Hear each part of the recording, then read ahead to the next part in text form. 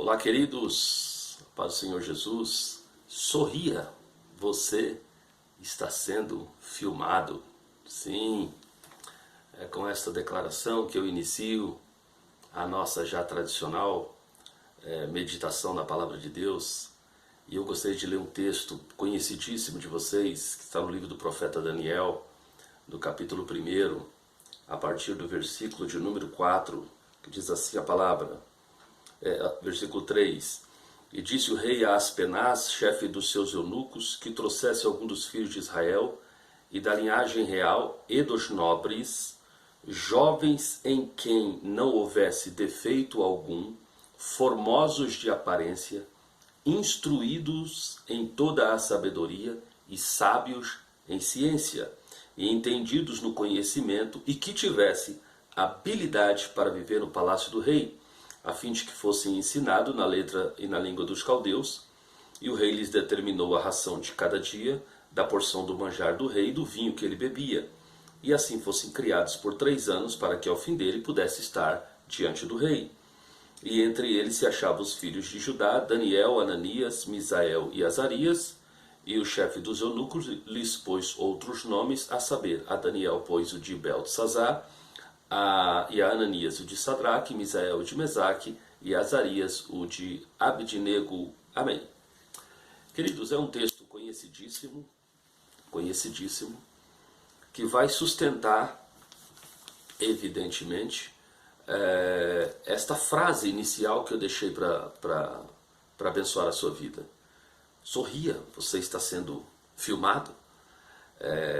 Nós temos, se nos colocarmos diante de Deus, uma grande valia para o reino de Deus. Mas, como servos de Deus negligentes, podemos ser uma moeda valiosíssima para Satanás.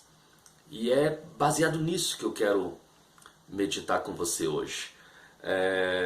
Aqui o rei Nabucodonosor, se você ler toda a história, você vai ver, o rei de Judá, que era o rei Joaquim, o Senhor Deus entregou o rei Joaquim e toda Judá nas mãos de Nabucodonosor. Era um rei poderosíssimo e que ofereceu ao rei de Israel uma possibilidade de não luta, de não guerra. E ele aceitou essa possibilidade, transformou-se num fiel, até determinado ponto, pagador de impostos para a Babilônia, e tornou-se escravo da Babilônia, mas ainda mantendo um mínimo de uma dignidade nacional. Não era costume de Nabucodonosor fazer isso. Ele simplesmente conquistava, pelo poderio gigantesco do seu exército, as nações.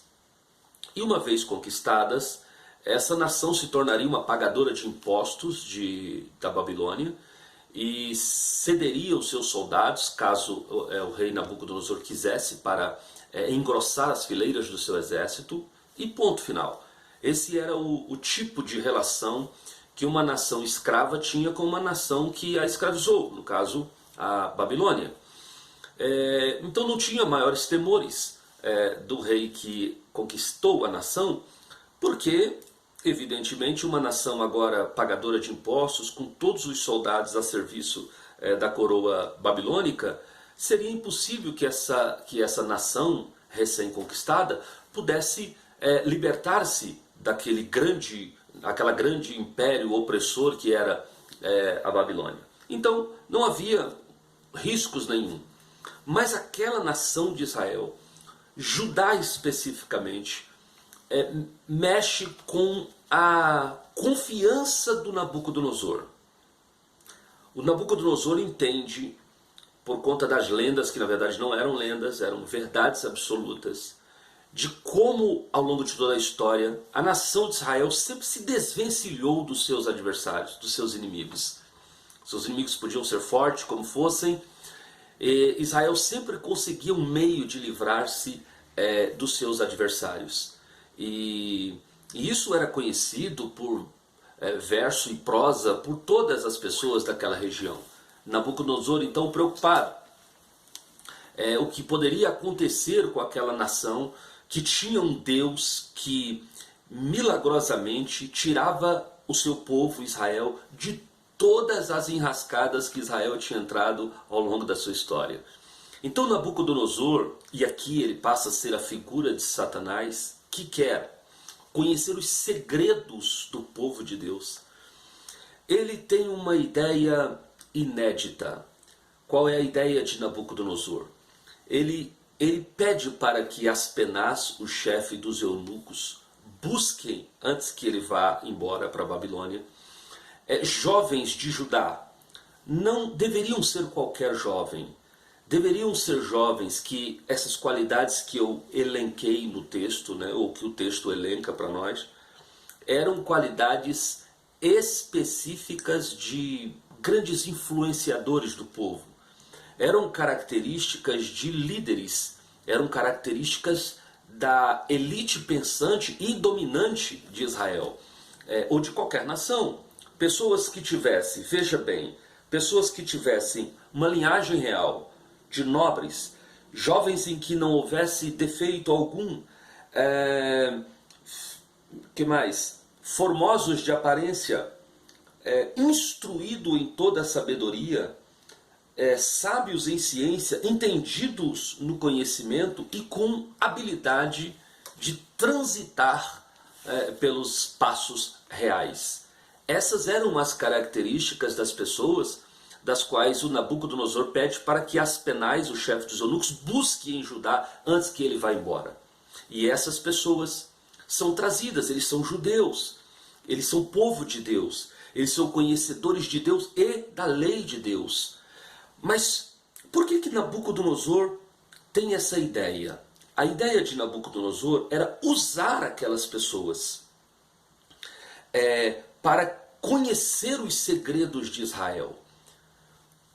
Qual é o segredo espiritual que Israel tem que os mantém uma nação sempre livre, sempre poderosa, sempre forte, sempre detentora dos milagres de Deus e dos sinais de Deus? O que faz desse povo ser um povo tão alcançado por Deus, um povo tão abençoado pelo Senhor? Essa era a preocupação de Nabucodonosor e esta é a preocupação do diabo. O que é que nós temos? O que é que Deus viu em nós? Quais são os segredos que existem nesta relação entre nós e Deus que faz com que Deus sempre nos acode, que faz com que Deus sempre nos guarde, nos proteja, e ainda que a gente fique por algum tempo prostrado, logo o Senhor nos levanta de novo? Qual é o nosso segredo? O diabo quer conhecer o nosso segredo. Ele está absolutamente interessado em conhecer os segredos que te mantêm vivo, vitorioso, vencedor, a despeito das lutas, das dificuldades, das problemáticas todas, lutas e angústias das quais você diz: Senhor, eu não sei como eu passei por isso. Você olha para trás e você não consegue entender como você passou por isso. Foi Deus que lhe ajudou, foi o Senhor que esteve contigo. Mas qual é o segredo disso? Nabucodonosor queria conhecer esse segredo. E nada melhor do que conhecer esse segredo, do que trazer boa parte destas pessoas para o meu lado, pensou Nabucodonosor.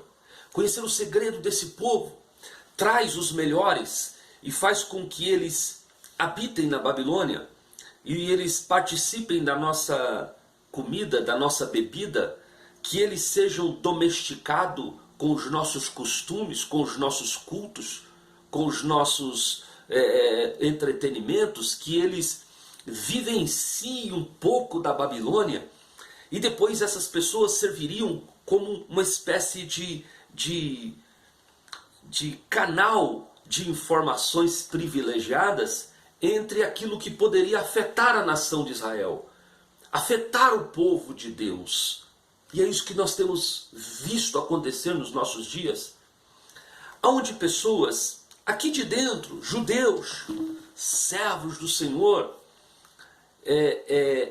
acabam recebendo algumas oportunidades no mundo e recebem lá treinamentos, costumes e tantas outras coisas, e tudo isso é usado no futuro, pelo menos Nabucodonosor entendeu que seria possível usar no futuro como uma espécie de cavalo de Troia, para trazer a cultura babilônica para dentro de Judá e fomentar a cultura babilônica, destruindo-a. E ele sabia que se destruísse essa cultura judaica, colocasse os ingredientes babilônicos dentro da cultura judaica, Deus sairia de Israel.